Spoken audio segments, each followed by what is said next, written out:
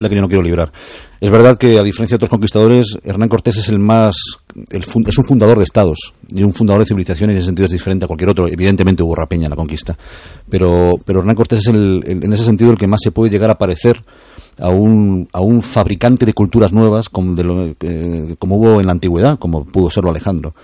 Yo voy a recomendar un libro que me parece sencillamente maravilloso. Es uno de los libros más bonitos que yo he leído. ¿Color de las tapas? Pues el azules, ¿no? Amarillo, con una máscara de jade. Aquí lo tengo. Los ribetes. Un día lo vamos a pillar, que se lo ha bajado de internet. No, es un Word. No, este es un libro magnífico. Se acaba de resolver una polémica que planteó un hispanista francés sobre si este libro lo había escrito el propio Hernán Cortés y había disimulado su identidad, o si lo había escrito su verdadero autor. Esta polémica está basada en el racismo social, porque el hispanista francés creía incapaz a un simple soldado de infantería de Hernán Cortés de escribir esta maravilla, y por eso empezó la polémica. El autor se llama Bernal Díaz de Castillo, nacido en Medina del Campo, un chico de Valladolid. Es que lo que es impresionante es que sean chicos de Zamora, de Valladolid, de Sevilla, los que protagonizan esa historia. A los que tenemos ahora de carrileros en el Betis, pues son los que protagonizan esa historia. No es gente ajena a nosotros, es gente de aquí al lado. Bueno, Bernal de Castillo escribió este libro que se llama la verdadera historia de la conquista de Nueva España, y el adjetivo no es casual.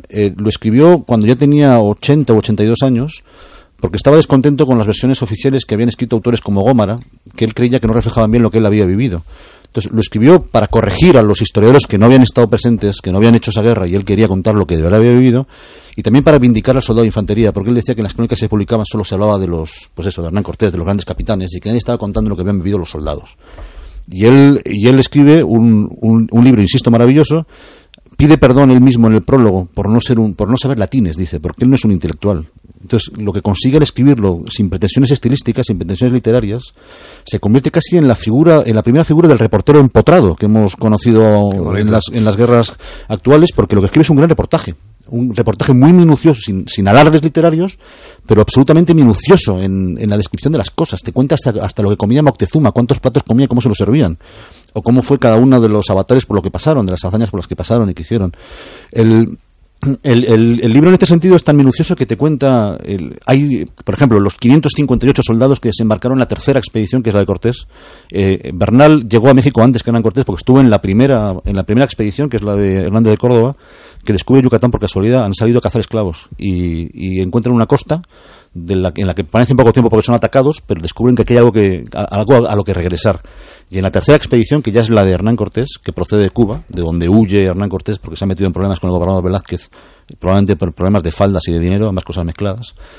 Esta tercera expedición ya es de conquista, y es la de desembarcan 558 hombres, con tan pocos caballos, con tan escasos caballos, que en el libro de Bernal salen todos mencionados por su nombre. Cada caballo sale mencionado por su nombre, porque creo que eran 16, no eran más. Lo digo para rebatir esta idea de la potencia industrial que aplana un imperio rudimentario que no conoce ni la rueda. Los caballos salen mencionados por su nombre. Tampoco eran, y luego tenían perros de guerra o algo parecido. Entonces, el libro cuenta prolijamente toda esta invasión, desde el principio hasta el final. Es imposible hacerlo muy largo. Yo solamente voy a contar algunas anécdotas para invitar a la lectura y para descubrir hasta qué punto son de cercanía.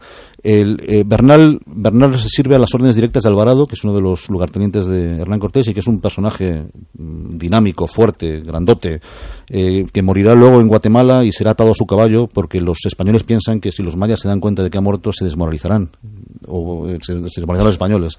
Entonces, lo del Cid de atar al caballo lo hicieron con Alvarado. Alvarado, por cierto, es el protagonista del Salto de Alvarado, que es un lugar común que se usa ahora.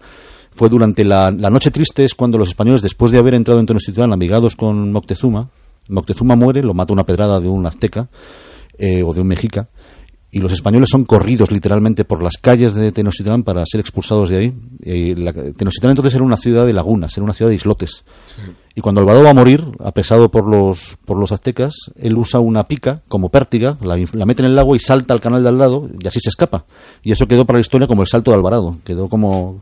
Entonces, ahí, en ese sentido, anécdotas hay desde los hallazgos, cuando los españoles desaparecían, cuando los españoles, los compañeros entraban en ciertas pirámides y encontraban sus caras despellejadas y colgadas en lo alto de las pirámides, porque decían que los aztecas estaban obsesionados por sus barbas. Entonces las arrancaban para ofrecerse a sus dioses, les despellejaban la cara y colgaban las barbas y las caras como a secar en lo alto de las pirámides. Anécdotas de la astucia que tuvo Hernán Cortés, tanto para usar las tensiones, porque el azteca era un imperio que tenía sojuzgados a otras tribus como los totonacas, que se convirtieron en auxiliares en España, exactamente como hizo Julio César con las tribus galas que se aliaron por las enemistades locales, tribales, que aprovechan políticamente a su favor. Hernán Cortés hizo lo mismo en México. Y para convencer a unas tribus que se resistían a aliarse con él, los engañó con una yegua en celo, explicándole que era una criatura que venía del espacio rabiosa, espumeando por la boca, y que no se calmaría hasta que se aliaran con él, y lo hicieron. Los aztecas, por cierto, creían que hombre y caballo eran una misma criatura, y que matando al caballo matabas al hombre, y se quedaban siempre boquiabiertos cuando el hombre se levantaba, una vez que habían matado al caballo. No entendían cómo eso era posible.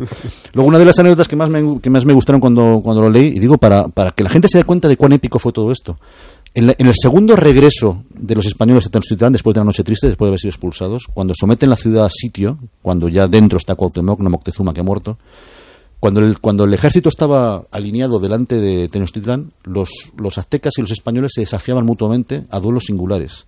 Entonces los dos ejércitos se paraban y contemplaban cómo había duelos singulares, como cuenta Homero que los había en Troya. Exactamente lo mismo.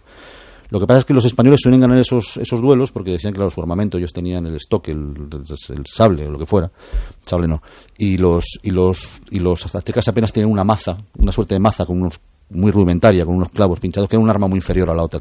Con la espada lo matabas a distancia. Entonces solían ganar los españoles esos duelos. Pero imagínate la escena de los dos ejércitos parados, paralizados, contemplando duelos singulares, como nos cuenta Homero. Si es que en ese sentido es una cosa absolutamente fascinante. Y luego hay otra cosa que también me parece muy divertida, que es la forma en que el primer europeo ascendió él solo el volcán Totocatepel cuando estaba entrando en erupción, además. ¿Por qué? Que fue Diego de Ordaz, que es un noble procedente de Zamora, de la baja aristocracia, necesitata de dinero, que son los que iban a América, los muy establecidos no se iban. Los que tienen que subir volcanes en erupción para sobrevivir. Estaban buscando Tenochtitlán, habían tenido noticias de que había una gran ciudad, una gran capital mexica, pero no la habían encontrado todavía, y llegan a las faldas del volcán en un momento en que humea y se aprecia arriba que hay fuego. Y hay una discusión muy española de a que no hay huevos. Y dice este Diego de Ordaz que se lo sube el volcán. Y efectivamente se marcha y se lo sube. Y cuando llega hasta la cumbre, ve lo que hay abajo. No sé cómo lo mataron los gases volcánicos, pero entonces cuando está arriba descubre Tenochtitlán. Es el primer español en notear Tenochtitlán porque la ve al otro lado del volcán. Y cuando baja y cuenta que se ha subido, fue tan impresionante su hazaña que Carlos V le concedió un escudo de armas, un blasón, que es un volcán. Que yo no sé si hoy todavía lo lleva alguien, ese marqués del volcán de no sé qué, cuyo escudo de armas es el volcán Totocatepel, que se lo concede Carlos V a este Diego de Ordaz, y absolutamente impresionado por la barbaridad que hizo, por la hombría. Título y autor, me piden que lo repitas. Bernal Díaz del Castillo, que insisto, es un soldado Hernán Cortés. Del Castillo. Historia verdadera de la conquista de Nueva España, que es como llamaban ellos a esta tierra. Luego hay la parte más fea del libro. La que más nos recuerda cómo somos los españoles es los intentos de deponer a Hernán Cortés, las luchas entre españoles, Pánfilo, ¿no? Narváez, Pedrarias, las propias pequeñas guerras civiles que se montan ahí entre españoles. La legendaria capacidad de autodestrucción. Eso, el recordatorio de cómo somos lo hemos sido siempre.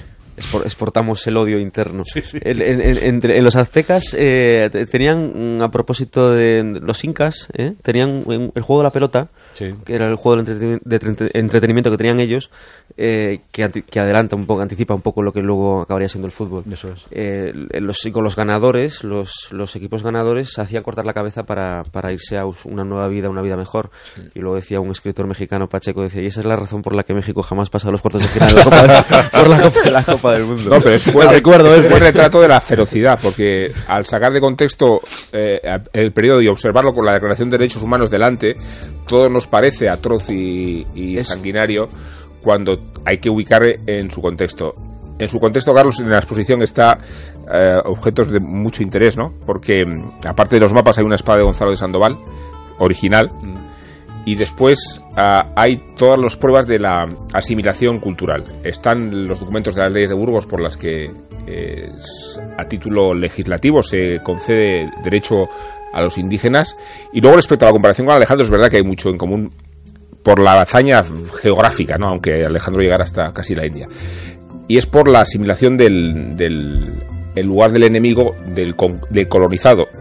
primero empezaba la conquista y después la colonización. Y la colonización solo era concebible si se comulgaba con pero en eso también, en eso Hernán Cortés también se parece a Julio César y a Roma, sí. porque ellos hay una aspiración de romanizar, de crear cultura. Sí, sí. El vino llega a Francia porque lo manda Augusto, no por otra cosa. Que la propia Malinche es una evocación de lo que fueron las hijas de Darío de Artajerjes, ¿no? Esa idea de casarte literalmente. Los matrimonios mixtos, además colectivos, como hizo Alejandro. Os he dicho que